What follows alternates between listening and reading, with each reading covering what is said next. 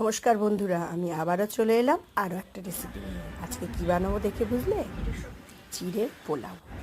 তাহলে দেখে নাও কী কী লাগছে। এই যে সব সবজিগুলো নিয়েছি, তারপর সুন্দর করে ছোট ছোট করে কেটে নিয়েছি। আর নিয়েছি কাজু, কিশমিশ, ডিম আর চিড়ে। চিড়ে আমরা যেটা মোটাটা হয় সেই মোটা চিড়েটা নেব, পাতলাটা না। তারপরে তেল গরম করে কাজু, কিশমিশ আর বাদামটা ভেজে নেব। দুটো ডিম ফেটিয়ে চুরি করে নিলাম। চিড়েগুলো আমি একটু শুকনো খোলায় ভেজে নেব, নাড়াচাড়া করে নেব, তাহলে বেশ সুন্দর গোটা গোটা থাকবে। তেল গরম হলে জিরে ফোড়ন দিয়ে দিয়েছি, আদা, রসুন আর লঙ্কা একটু ভাজা ভাজা হলে তারপর কিছু দেবো। এবার পেঁয়াজটা দিয়ে দিয়েছি, পেঁয়াজটা একটু ভাজা ভাজা হলে টমেটো দিয়ে এবার এই যে টমেটো দিয়ে দিয়েছি আর একটু সামান্য নুন দিয়ে নিয়েছি, যাতে এটা সুন্দরভাবে সেদ্ধ হয়ে যায়, মানে ভাজা ভাজা থাকবে। এবার একে একে অন্যান্য সবজিগুলো দিয়ে দেবো, ওগুলো হালকা মেল্ট হয়ে যাবে।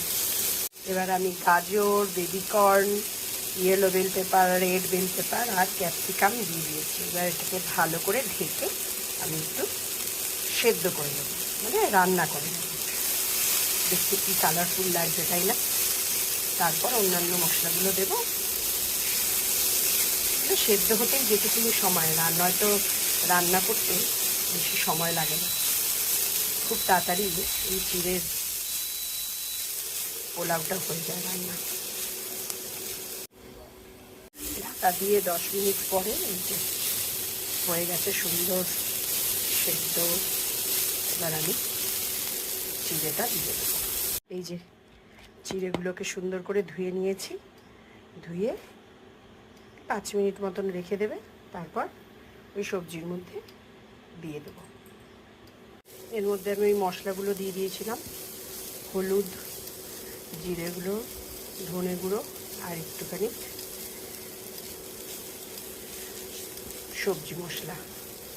এই সবজি মশলাটা দিলে না খুব ভালো টেস্ট হয়, সানরাইজের সবজি মশলা। এবার আমি চিড়েটা এর মধ্যে দিয়ে নাড়াচাড়া করে দেবো। এই যে চিড়েটা দিয়েছি, দিয়ে এবার সুন্দর করে নাড়াচাড়া করে দেবো। এবার নামানোর আগে আমি একটু চাট মশলা, গোলমরিচ গুঁড়ো আর সামান্য ভাজা সুজি দিয়ে দিয়েছি। এই সুজির দানাগুলো না বেশ মুখে করলে ভালো লাগে। ছেলে মেয়ে ছোটোবেলায় বলতো, মা এগুলো কি ম্যাজিক দানা, সুন্দর লাগে খেতে। এখন বড় হয়ে গেছে, বুঝে গেছে যে এগুলো সুজি। যাই হোক, কেমন লাগলো আমার রেসিপিটা অবশ্যই কিন্তু কমেন্ট করে বলো বন্ধুরা। তাহলে তোমরা বাড়িতে বানিয়ে ফেলো চটজলদি, বাচ্চারাও খেতে ভালোবাসবে। আর বাড়িতে কোনো অতিথি এলে খুব তাড়াতাড়ি বানিয়ে ফেলা যায় এই রেসিপিটা।